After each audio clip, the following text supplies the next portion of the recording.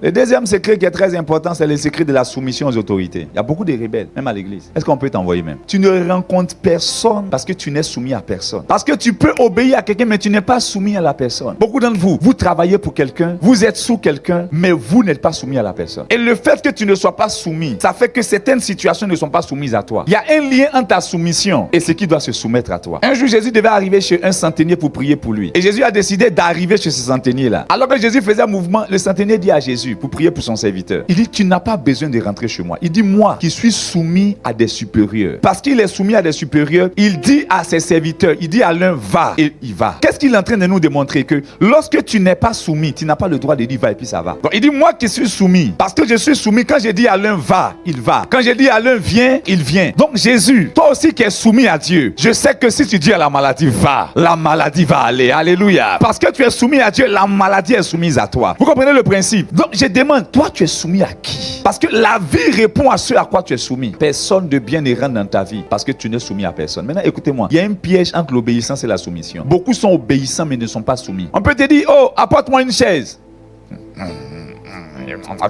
Fatigue les gens.